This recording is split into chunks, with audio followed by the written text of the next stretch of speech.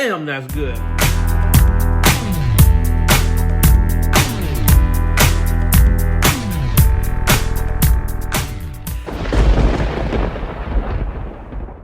Welcome back to another episode of Big Shticks, guys. Today, I'm in the mood for a good steak. So I picked up a couple of choice ribeyes from Safeway. They're on sale for $5.99 a pound right now. Kind of hard to beat.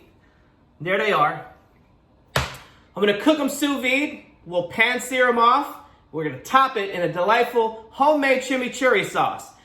All right, so the first thing we need to do is we gotta prep the steak. So I'm gonna salt it. We'll pepper it.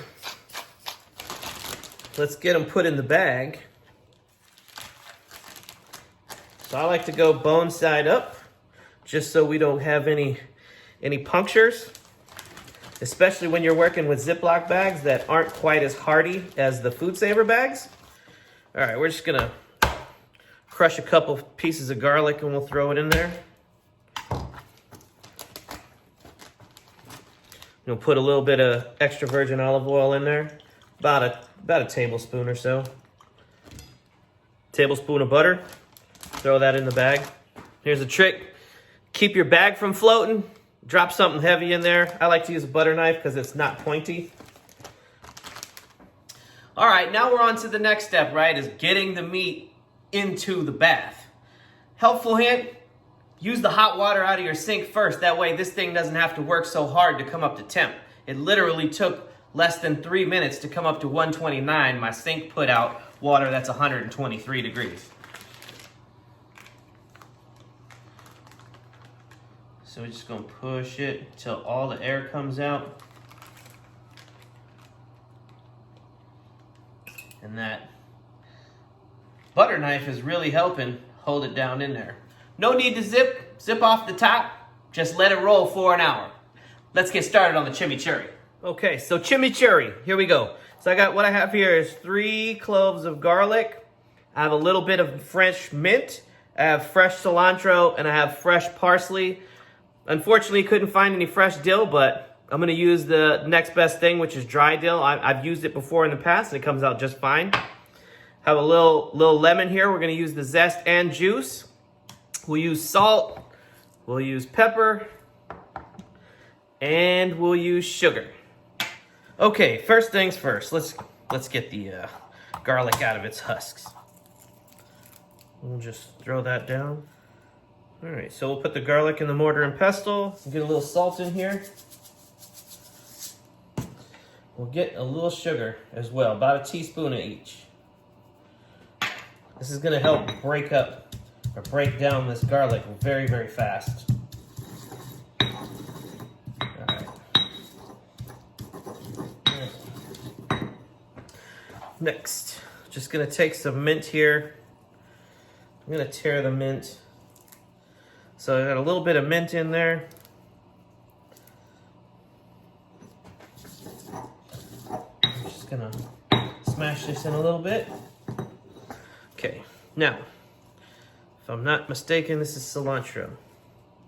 So I'm just gonna tear this up very, very, very tiny, right? This it's gonna be a rustic sauce. You know, I don't want it to be like an emulsion, like you would get if you used a blender or a food processor to do the same thing. So I'm working here. I'll probably use about, I don't know, 1/4 cup's worth of cilantro leaves. Right? Let me find the parsley. And about an equal amount of parsley.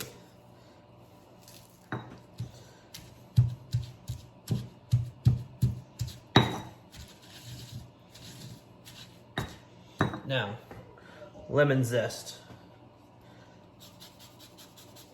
So we're gonna zest this whole lemon in here. Now, take this lemon here, and I need about, I don't know, 2 teaspoons of lemon juice.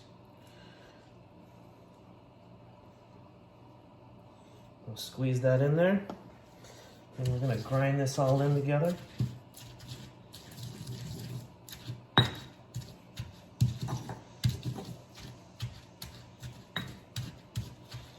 You can certainly save yourself some time, just cut it up. You can put it all in a bowl. Do that with a knife. If you don't have a mortar and pestle, that's okay. I'm gonna put a little dill. Dill's kind of pungent, so, be careful with the amounts. All right, I almost forgot. Some oregano leaves. So I'm gonna sprinkle a little bit of that in here. If I had to guess dry, about a teaspoon worth of oregano. I'm gonna add some extra virgin olive oil. So I'm gonna pour enough in here to come just below the leaves.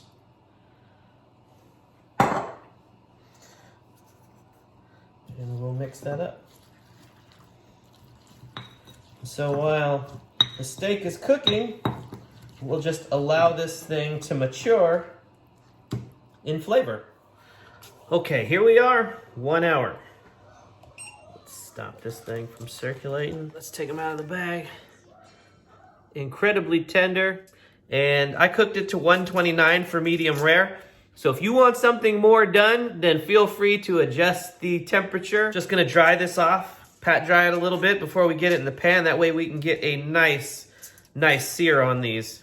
First things first, as always, guys, ripping hot pan. Pan's nice and hot. It's been about a couple minutes. I'm gonna put down a little bit of oil here. I'm gonna add those pieces of garlic that I cooked it with.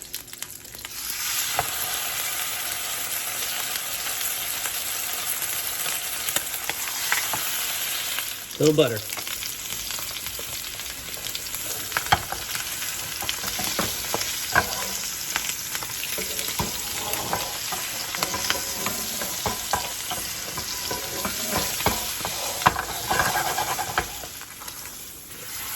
Flip that over.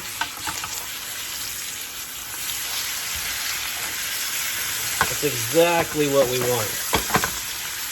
Nice caramelization going on there. So we're going to keep basting this. That way we keep it moist on top, doesn't dry out. All right, time to remove these and let them rest.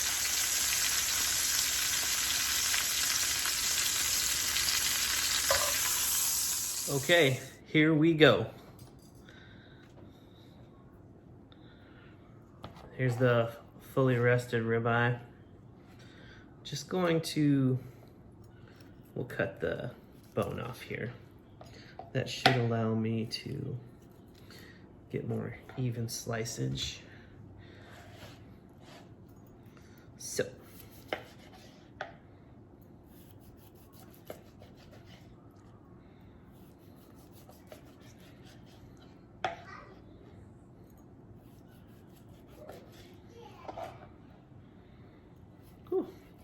There's some big old hunks of fat in here we may end up cutting out. Okay. So I know, even though the color looks more medium-ish, I promise you, this is very much medium rare. So, moment of truth, my friends. Let's go with some of this chimichurri.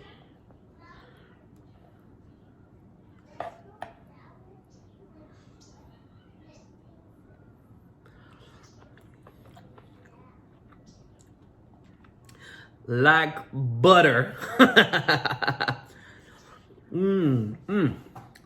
Boy, I tell you what, that chimichurri on steak is phenomenal. Amongst my favorite things to put on steak, for sure. As I said before, once you've had a good chimichurri, there is no turning back. Wow, you can really taste, how the sugar takes down the bitter bite of the garlic. There's a mild saltiness to it. There's earthiness with all of those herbs for sure. The lemon adds a really nice little acidic kick to it. And that dill and mint add just a little something extra over the top.